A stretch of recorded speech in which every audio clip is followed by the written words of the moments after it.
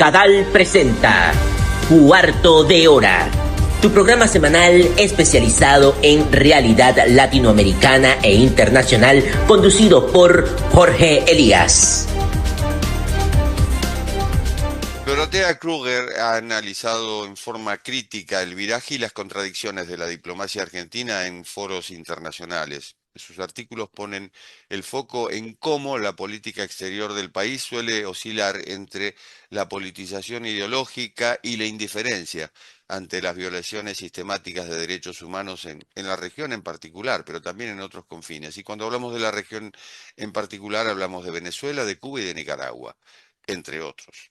A través de métricas como el Índice de Solidaridad Democrática, Dorotea demuestra que la representatividad de Argentina en el Consejo de Derechos Humanos de Naciones Unidas muchas veces da prioridad a alianzas geopolíticas coyunturales o sesgos ideológicos internos por encima de una postura de Estado que debería ser firme, universal y coherente. Dorotea es licenciada en Gerenciamiento Económico Intercultural de la Universidad del Salvador, en Buenos Aires, y de la Universidad de Passau en Alemania, y máster en Relaciones Internacionales y Diplomacia de la Universidad de Treveris en Alemania. En 2020 realizó unas prácticas como pasante internacional de Cadal y a partir de 2024 se incorporó al equipo de Cadal, primero como asistente de proyectos y luego como coordinadora de proyectos. Es un placer tenerte aquí, Dorotea. Hola Jorge, muchas gracias por la invitación. En tus artículos mencionás que Argentina oscila entre la politización y la indiferencia en el Consejo de Derechos Humanos de la ONU. ¿Y cómo afecta esta falla de una política de Estado a la credibilidad internacional del país a largo plazo? Sí, efectivamente, lo que vemos con la política de la administración de Milei, sobre todo, es que Argentina poco a poco se ha retirado de los distintos organismos de cooperación multilateral y entre ellos el Consejo de Derechos Humanos. Eso fue más visible a partir de agosto-septiembre del año pasado, de 2025, cuando se anunció que Argentina no iba a presentarse de vuelta para las elecciones del Consejo de Derechos Humanos.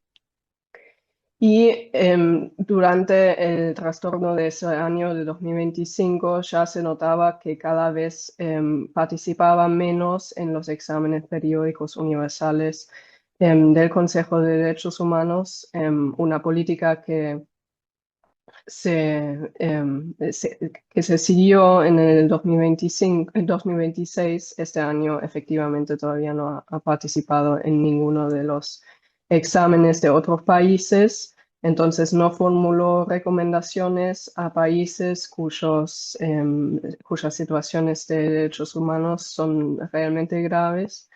Y eso afecta a la credibilidad de Argentina, que después de la dictadura militar de Argentina se ha perfilado en el sistema internacional como un promotor de los derechos humanos. Ha participado en la fundación y la creación del Consejo, siempre fue promotor de esos mecanismos, de mecanismos universales, democráticos e inclusivos que incluyan la sociedad civil. Entonces, ese retiro efectivamente daña a esa credibilidad argentina como promotor de derechos humanos. ¿Qué lectura haces de momentos en que Argentina decide abstenerse en votaciones clave sobre crisis humanitarias, caso Nicaragua, caso Venezuela?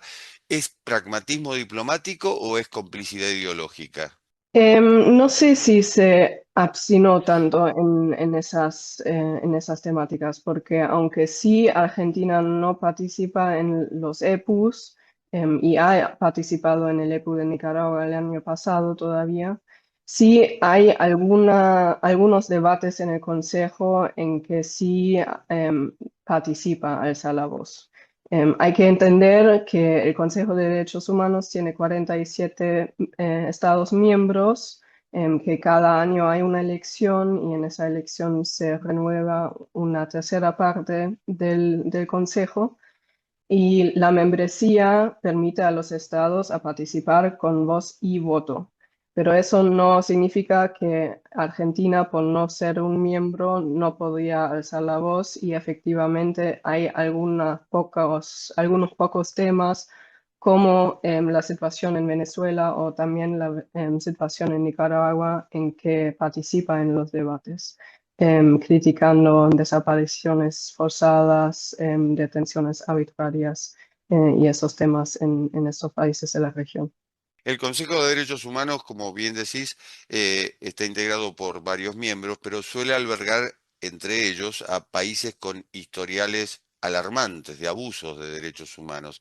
Desde tu perspectiva, ¿esta composición debilita la legitimidad del organismo o refleja la necesidad inevitable de mantener canales multilaterales abiertos? Es una buena pregunta, porque hoy en día la mayoría de las personas lamentablemente viven en condiciones y contextos autoritarios y para mantener su credibilidad creo que esos mecanismos tienen que ser abiertos y universales y permitir un espacio realmente multilateral, pero por supuesto, las críticas por la politicización del Consejo y las críticas justamente porque violadores de derechos humanos lo integran al Consejo son válidos y no se pueden denegar. Y creo que deberíamos incidir y trabajar a que haya algunos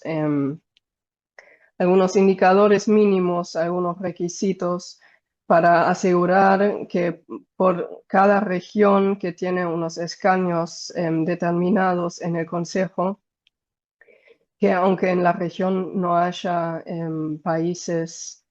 muchos países democráticos y abiertos, que sí se considere para la candidatura del Consejo solamente los países que demuestran un compromiso con el sistema universal, que no reprimen a la sociedad civil cuando esa misma participa en los foros multilaterales y se acerca a la ONU para reclamar sus derechos.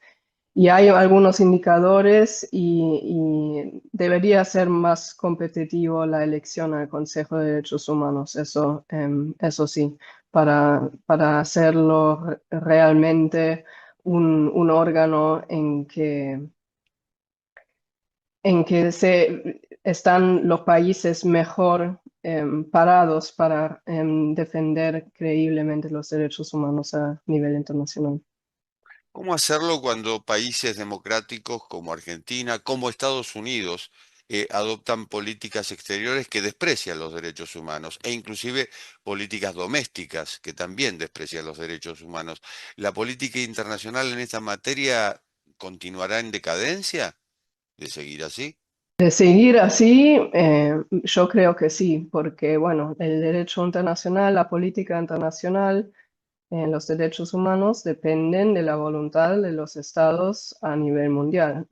Es decir, si no hay nadie que defiende esos valores y esos derechos, poco a poco van en decadencia y esos espacios se llenan con estados que abiertamente o por las escondidas llevan adelante una estrategia distinta de querer socavar esos derechos y esas normas y bueno, sin la voluntad de los estados de defender estos derechos y también de alzar la voz en contra de Estados Unidos o de Argentina o cualquier otro estado que reprime los derechos humanos a nivel nacional o internacional, em, se va en declive ese sistema de normas, pienso yo.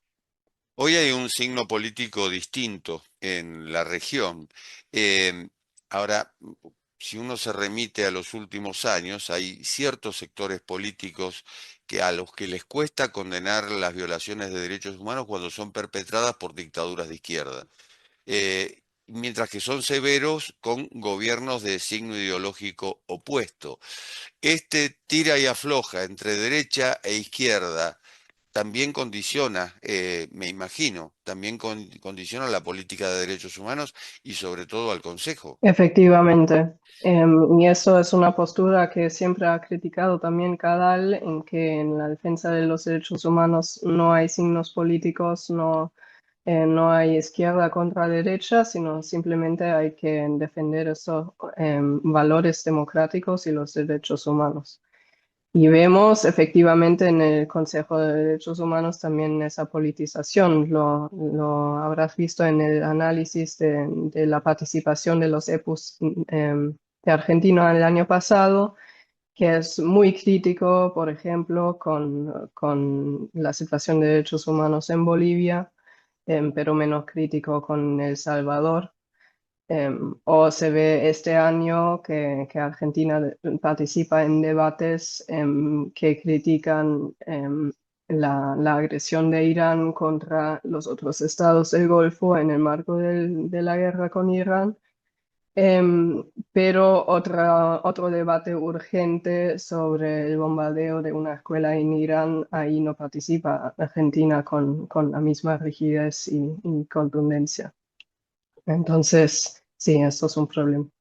Es decir, Argentina, después de haber sido pionero, por decirlo de algún modo, pionero contemporáneo con el juicio a las juntas en derechos humanos en la región, esto después de las dictaduras militares, abandona su papel tradicional como impulsor justamente de derechos humanos y participante activo también en foros multilaterales.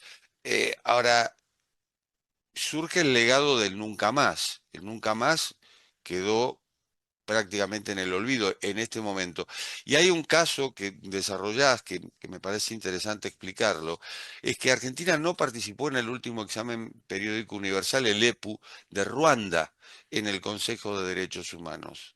Sí, me pareció un caso interesante justamente por esas paralelas del nunca más. Tenemos en un lado el caso de Argentina, que con la vuelta a la democracia, siendo durante la dictadura, un caso, por ejemplo, por el cual se generó una relatoría especial sobre las desapariciones forzadas, o sea, devolucionó de un país em, por el cual se generaron nuevos mecanismos a un país que justamente defiende la protección contra la desaparición forzada y el derecho a la verdad en los espacios internacionales, teniendo con su legado, con su historia, también esa credibilidad y esa legitimidad de hablar sobre esos temas.